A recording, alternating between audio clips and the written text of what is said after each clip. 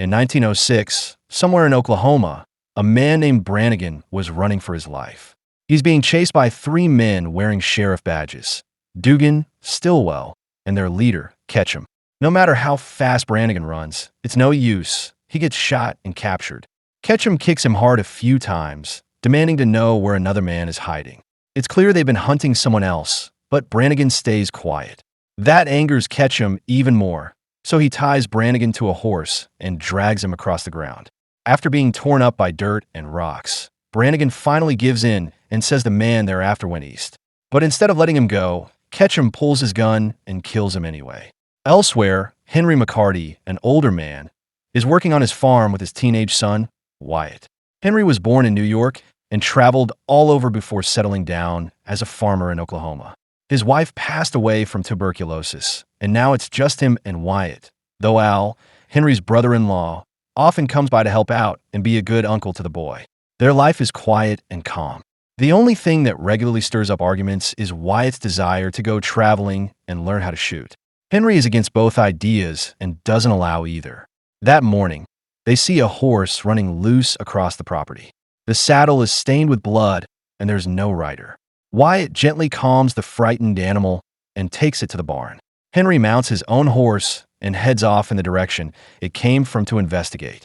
Not far from there, Henry finds a man lying unconscious on the ground. The man's name is Curry, and he's been shot in the shoulder. Henry presses some mud and a handkerchief over the wound to slow the bleeding. Nearby, he sees a gun and a satchel filled with money. Clear signs that something bad happened here. Henry hesitates, not wanting to get involved. But as he begins to ride away, something tugs at him. He turns back, collects the gun and the satchel, and carefully erases any signs of the scene. Then he lifts Curry onto his horse and brings him home. At the farmhouse, Henry and Wyatt place Curry on a bed and tend to the wound. When night falls, Henry takes the satchel of money and the gun and hides them inside a secret compartment in his bedroom closet. He doesn't realize Wyatt is watching him through the space under the door. The next morning, Henry decides Curry won't heal properly unless the bullet is removed. He tells Wyatt he's going into town to find a doctor. Before leaving, he ties Curry to the bed and leaves the knife he used to cut the rope on the nightstand. Once Henry is gone, Wyatt sneaks into the closet and opens the hidden compartment. He sees the money inside the satchel, then takes the gun and walks outside. He sets up a bottle and tries to shoot it. It takes him a few attempts, but eventually he hits it. Back inside the house, Curry stirs in his sleep. The sound of gunfire pulls him into a dream. He remembers the night his house burned down and his family was killed, while a voice told him to keep his head down. Wyatt returns to the closet and puts the gun back. Then he notices a box that's been hidden there for a long time. He opens it and finds another pistol and a stack of newspaper clippings mentioning various crimes. While Henry is riding to town, he ends up spotting Ketchum and his men not far off the trail. It turns out they've been following the signs left behind by Curry.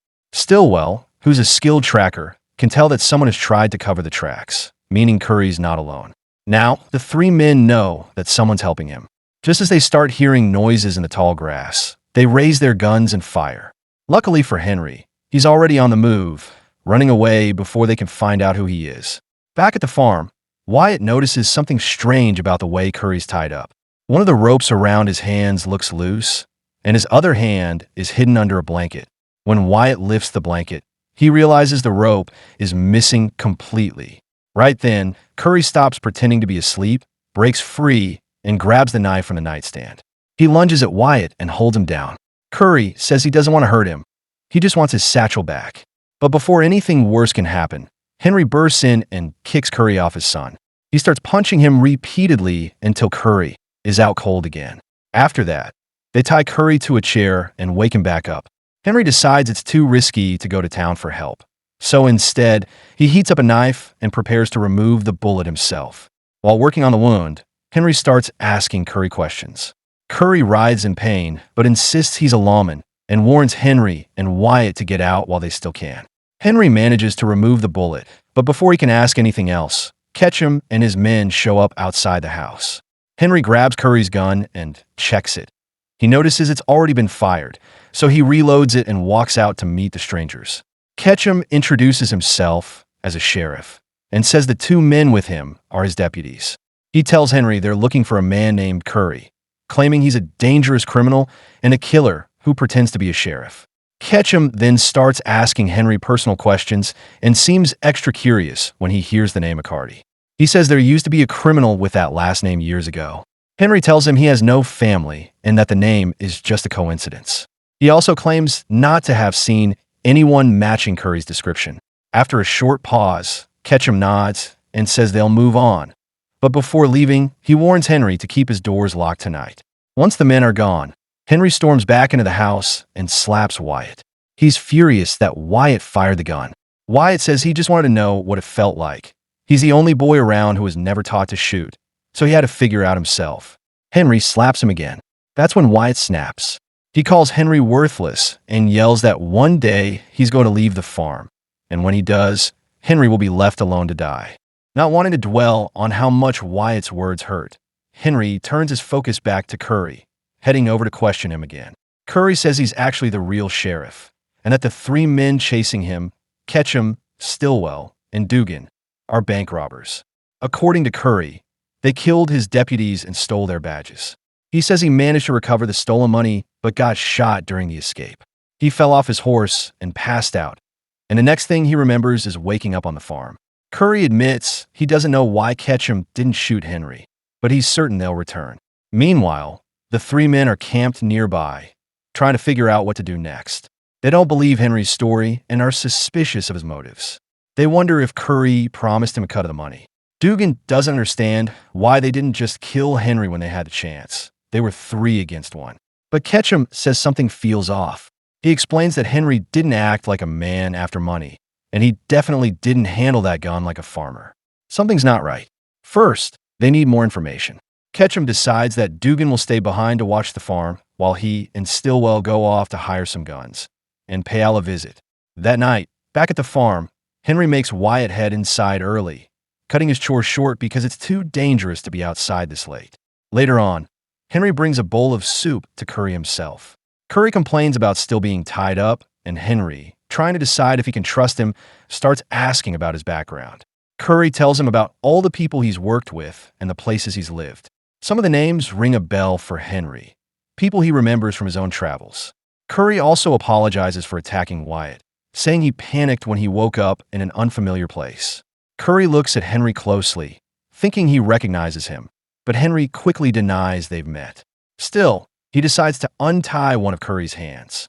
Then Henry sets his gun on the table and walks away to refill his glass, a quiet test to see what Curry does. But Curry doesn't move. He doesn't reach for the gun.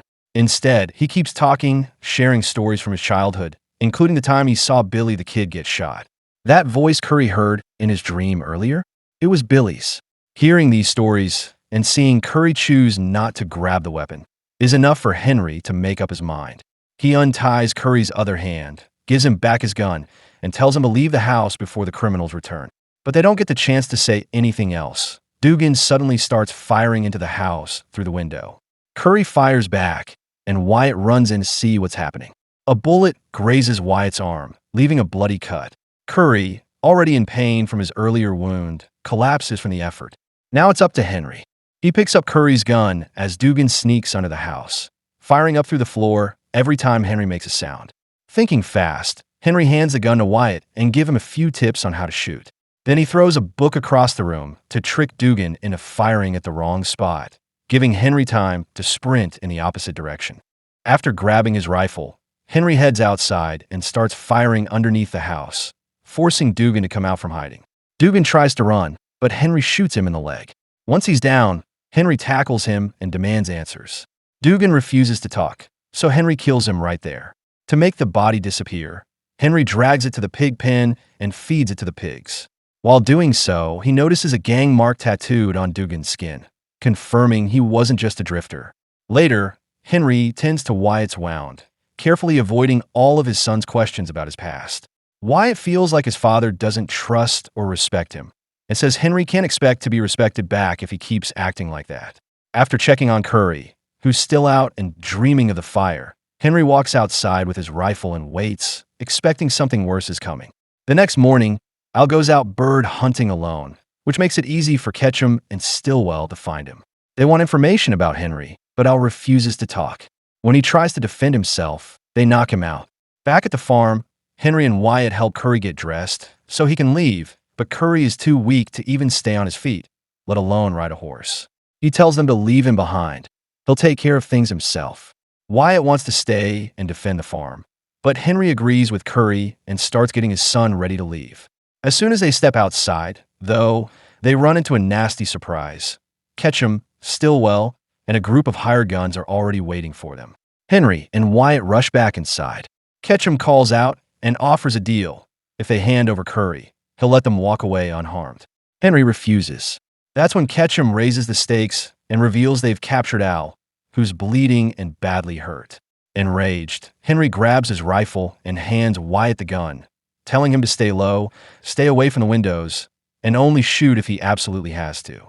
Curry begs Henry to give him up and end this, but Henry ignores him. He steps outside to confront Ketchum directly.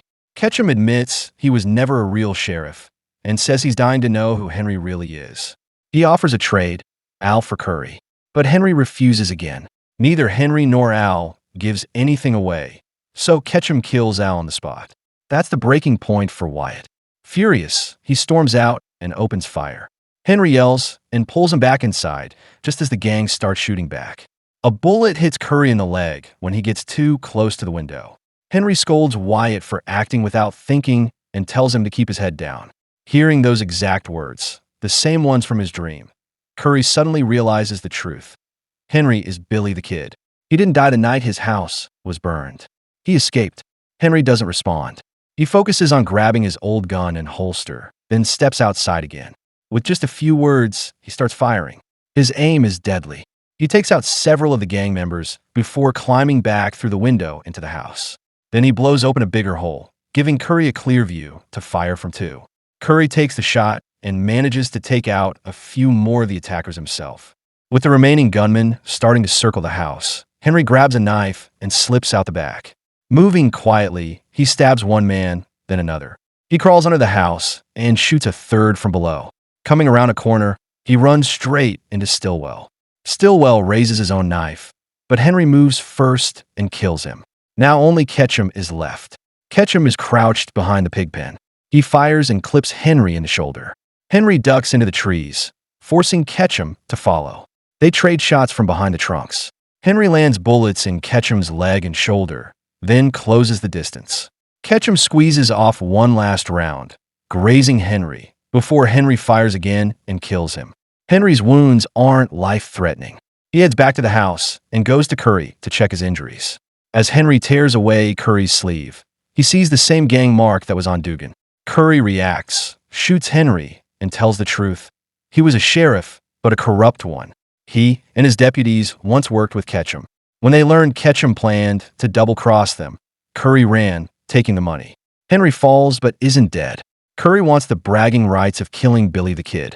Before he can fire again, Wyatt bursts in and shoots Curry first. Wyatt rushes to find a doctor, but Henry says it's too late. He has final words for his son. When Wyatt hears tales about Billy the Kid, only half will be true. Henry admits he wasn't a good man and never found redemption. Raising Wyatt was his only peace. He believes he has no place in the new world, but Wyatt does. Wyatt cries, then buries his father beside his mother. When he's ready, he packs his gear, mounts his horse, and rides off to see the world he always dreamed about.